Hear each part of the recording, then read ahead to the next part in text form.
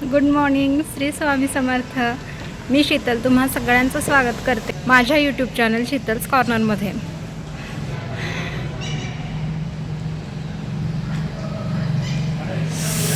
खूप थंडी आहे. सकाळी सकाळी आम्ही निघालो आहे सातारला जाण्यासाठी, कारण माझ्या भावाचं लग्न आहे, सो तेच अटेंड करण्यासाठी. तर लग्नाचे फंक्शन ॲक्च्युली 2 दिवस आधीच सुरू झालेत. आज गावदेव आहे, उद्या लग्न आणि परवा सत्यनारायणाची पूजा. सो आज आम्ही निघालो आहे, दुपारपर्यंत पोहोचू. चलो बाय बाय करा. गुड मॉर्निंग म्हणा. कुठे निघालाय तू? बुवा. तर आम्ही अर्चू आणि मी दादासोबत जाणार होतो, त्यामुळे आम्ही सकाळी वेट करत थांबलो होतो त्याचा, आणि लगेचच तो आला. सो वहिनी, शिवन्या, दादा, मी आणि अर्चू आम्ही सगळे सातारला जायला निघालो. जाता जाता वाटेत नाश्त्यासाठी थांबलो, आणि अर्चूला मी जनरली बाहेर गेलं की नेहमी इडलीचाच नाश्ता देते, कारण पोहे, उपमा किंवा शिरा बाहेरचं मला थोडंसं तेलकट वाटतं, आणि मी 1-2दा त्याला दिला, पण त्याला त्रास झाला. सो तेव्हापासून मी जनरली त्याला इडली आणि चटणी हेच बाहेर नाश्त्यासाठी देते, जे त्याला सूट होतं.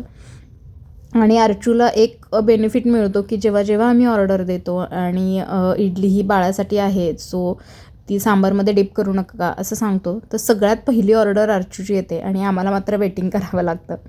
सो त्यानंतर दादा वहिनीने असं छान पुरी भाजी मागवली होती, आणि मी मसाले डोसा मागवला होता, कारण मला पर्सनली साऊथ इंडियन फूड खूप आवडतं. आणि आत्तूचं बघून अर्थात शिवण्याने सुद्धा मसाला डोसाच मागवला होता.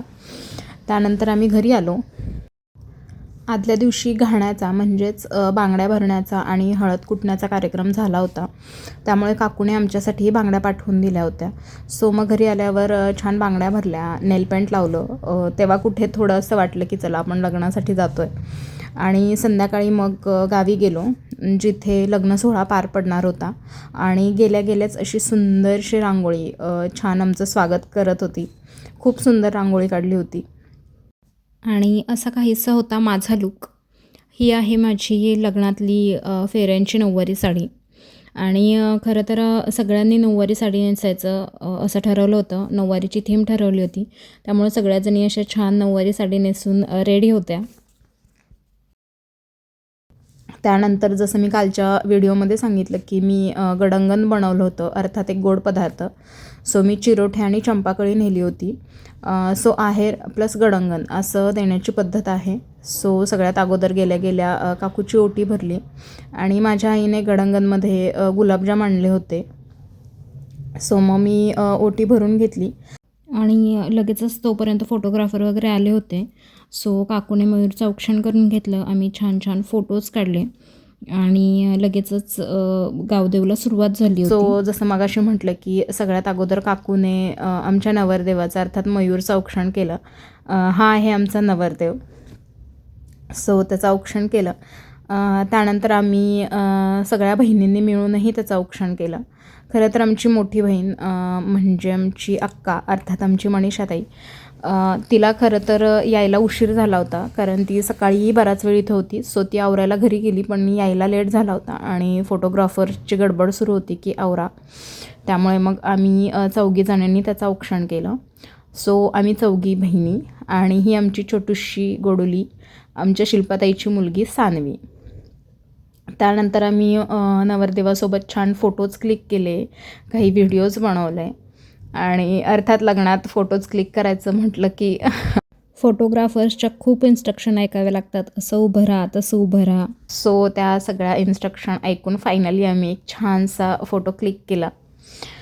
आणि जसं मी मगाशी म्हटलं की आजच्या दिवसासाठी आम्ही नऊवारीची थीम ठरवली होती. सो आम्ही सगळ्यांनी छान नऊवारी साड्या नेसल्या होत्या. माझी ही नऊवारी साडी ही रेडीमेड आहे. रेडीमेड म्हणण्यापेक्षा मी ती शिवून घेतली आहे माझ्या लग्नात, आणि तुम्ही बघू शकता अशा प्रकारे सगळ्याजणी छान नऊवाऱ्या साड्या नेसून तयार झाल्या होत्या. ही माझी काकू, माझी आई, तिला तर तुम्ही बघितलंच आहे, माझ्या आत्याची मुलगी. सो अशा सगळ्याजणी छान मस्त नऊवारी साड्यांमध्ये तयार झाल्या होत्या. त्यानंतर सुरुवात झाली गावदेवची. तर सगळ्यात पहिली गोष्ट म्हणजे गावदेव म्हणजे काय. तर आमच्या सातार भागामध्ये लग्ना अगोदर नवरा असो नवरी असो दोघांनाही संपूर्ण गावातल्या देवांपाशी नेलं जातं. देवांच्या पाया पडल्या जातात. त्यानंतर देवांचे आशीर्वाद घेतले जातात आणि देवांपुढे पान, त्यानंतर भिजवलेले हरभरे, हळद कुंकू, सुपारी, त्यानंतर लवंग आणि ₹1 असा पानाचा विडा ठेवला जातो आणि देवांकडून आशीर्वाद घेतले जातात की लग्नासारखं एक मोठं आणि शुभ कार्य आमच्या घरात घडतं आहे, तर ते निर्विघ्नपणे पार पडू दे असे म्हणत सगळ्या गावातल्या देवांचं दर्शन घेतलं जातं. सगळ्या देवांचे आशीर्वाद घेतले जातात आणि देवांच्या साक्षीने लग्न सोहळा सुरू होतो. खरं तर पूर्वी स्पेशली नवरदेवाचा गावदेव हा लग्नाच्या दिवशी सकाळी असायचा. सकाळी लवकर उठून नवरदेवाची अंघोळ वगैरे झाली की मग घरापासून गावदेवाला सुरुवात व्हायची आणि मग संपूर्ण गावातून नवरदेवाची मिरवणूक काढली जायची. सगळ्या देवांचं दर्शन घेतलं जायचं आणि त्यानंतर मग हॉलवर गेले जायचे. पण लग्न म्हणजे एक फार मोठा संस्कार आहे. फार मोठे रीतिरिवाज इथे आपल्याला फॉलो करावे लागतात. जसं सुपारी असेल, साखरपुडा असेल, हळद असेल. सो हे सगळे कार्यक्रम एकाच दिवशी होतात. त्यानंतर लग्न, विधी आणि मग फेरे वगैरे. सो मग एवढा वेळ नाही मिळत की मग सकाळी आणि मिरवणुकीमध्ये तास दीड तास जातो. त्यापेक्षा मग आता आदल्या दिवशी गावदेवाचा कार्यक्रम ठेवला जातो, जेणेकरून दुसऱ्या दिवशीचा वेळही वाचतो आणि व्यवस्थित देवांचं दर्शन होतं, देवांचे आशीर्वाद घेतले जातात. गावातल्या प्रत्येक चौकात थांबून अशा प्रकारे घोडा नाचवला जातो. गावातल्या मोठ्यांचे आशीर्वाद घेतले जातात आणि गावातल्या प्रत्येक देवाच्या इथे थांबून जसं मगाशी सांगितलं तसा विडा ठेवला जातो आणि देवांचे आशीर्वाद घेऊन हा गावदेवचा सोहळा संपन्न होतो. तर असा आज हा गावदेवचा कार्यक्रम पार पडत होता.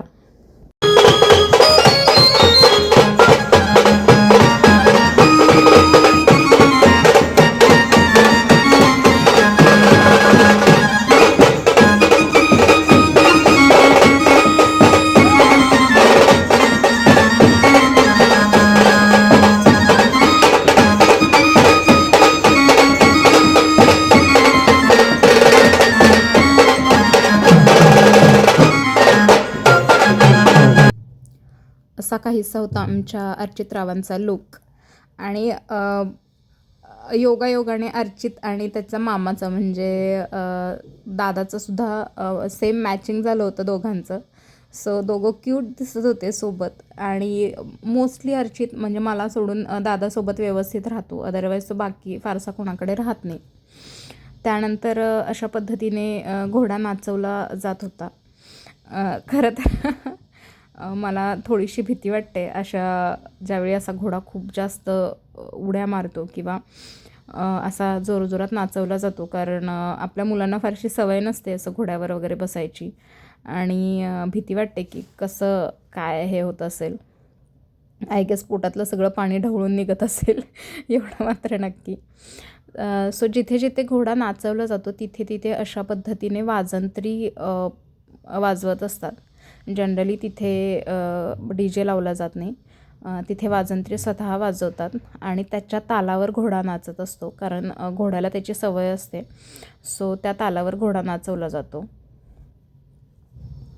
सो अशा पद्धतीने छान घोडा वगैरे नाचून झाला. अगोदर घरासमोर नाचवला आणि त्यानंतर मग आमची वरात पुढे निघाली आणि हे अर्जुचे आजोबा, अर्थात माझे वडील, आमचे भाऊ. सो त्यांनीही अशी छान शेरवाणी वगैरे घातली होती आणि अर्चित रावांचं तर तोंड कंटिन्युअस चालू होतं. सो मी जे मुगाचे स्नॅक्स त्याच्यासाठी बनवले होते त्याचा खरंच पुरेपूर उपयोग झाला होता. त्यानंतर पुढच्या चौकामध्ये अशा प्रकारे सगळे पुरुष मस्त डान्स करायला सुरुवात झाली होती. त्यानंतर DJ वगैरे स्टार्ट झाला होता. हळूहळू बायकांनीसुद्धा ठेका धरला होता या गाण्यावरती आणि हे आहेत माझे मामा आणि हा त्यांचा नातू अर्जुन. सो नंतर मला खरं तर अनएक्सपेक्टेड होतं की अर्जू असं दुसऱ्या कोणाकडे जाईल, पण तो खूप आरामात मामांकडे गेला होता आणि तो पण हे सगळं फार एन्जॉय करत होता. म्हणजे इतका बारकाईने बघत होता, सगळं छान एन्जॉय करत होता तो. सगळ्या महिलांनी पण असा छान ठेका धरला होता आणि असं फार कमी प्रसंग येतात जिथे महिलांना असं छान एन्जॉय करायला मिळतं. तर मिळालेली संधी का सोडायची. सो सगळ्या महिलांनी खूप छान एन्जॉय केलं आणि ही आमची चिल्लर पार्टी, आमच्या सगळ्या छोट्या छोट्या मुली. तर यातल्या सान्वीनं डान्स क्लास केला आहे, डान्स क्लास करते आहे ती, त्यामुळे ती छान सगळ्यांना स्टेप्स करून दाखवत होती आणि या सगळ्याजणी तिला फॉलो करत होत्या. सो सगळ्या मुलींनीही खूप छान एन्जॉय केलं, शिवण्यानेही मस्त एन्जॉय केलं आणि अशा पद्धतीने संपूर्ण गावातून हे गावदेवची मिरवणूक काढली जाते. त्यानंतर अर्जूलाही घोड्यावर बसवलं होतं. सुरुवातीला अर्चित घाबरला होता, थोडासा रडण्याच्या मूडमध्ये गेला होता, पण तो न रडता नंतर माहीत नाही, पण तो खूप कॉन्फिडेंटली बसला घोड्यावर आणि भाऊंनी त्याचा एक हात पकडून ठेवला होता, त्यामुळे असेल कदाचित, पण तो खूप कॉन्फिडंट होता आणि नंतर अजिबात रडला नाही किंवा काही नाही. खूप छान अगदी मस्त बसला होता घोड्यावर आणि मला खरं तर फार अनएक्सपेक्टेड होते, कारण सुरुवातीला जशी त्यांनी रडायला सुरुवात केली, म्हटलं आता हा रडतो आहे, पण सुदैवाने नाही रडला. त्यानंतर आम्ही आलो आमचं ग्रामदैवत अर्थात ज्योतिबा. सो तिथे मग जसं मी मगाशी म्हटलं तसा पानाचा विडा ठेवला, देवाचे आशीर्वाद घेतले आणि त्यानंतर आम्ही निघालो पुढे. तर त्यानंतरही पुन्हा मिरवणूक सुरू होती. ज्योतिबाच्या मंदिराच्या इथे फटाक्यांची छान आतिषबाजी करण्यात आली.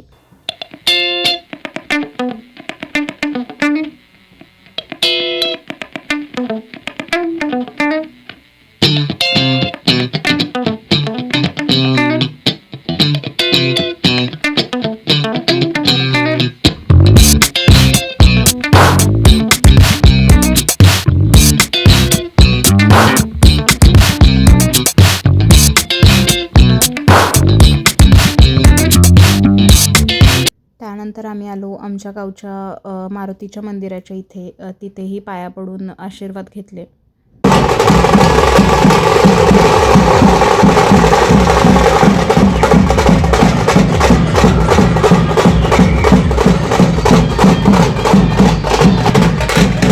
आणि ही आहे आमची मोठी बहीण अक्का, अर्थात आमची मनीषाताई, जी मगाशी मिसिंग होती, कारण तिला यायला थोडासा लेट झाला होता. त्यानंतर तिथेही फटाक्यांची छान आतिषबाजी करण्यात आली. त्यानंतर आम्ही गेलो विठ्ठल रुक्माई मंदिरमध्ये. इथे छान विठ्ठल रुक्माई, गुरुदेव दत्त, गणपती बाप्पा अशा छान मूर्ती आहेत, गरुडाची मूर्ती आहे. सो इथेही पाया पडून आम्ही बाहेर निघालो.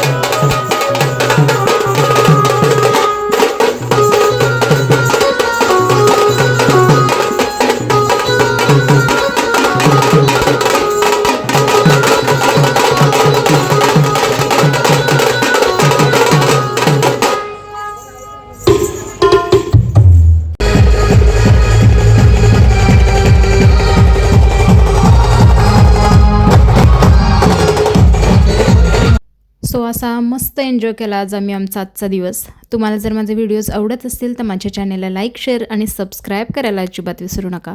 सोबतच बेल आयकनही प्रेस करा, म्हणजे मी टाकलेल्या व्हिडिओचं नोटिफिकेशन सगळ्यात अगोदर तुम्हाला येतील व एकही व्हिडिओ मिस होणार नाही. So please like, share and subscribe. Thanks for watching and stay tune. Good bye.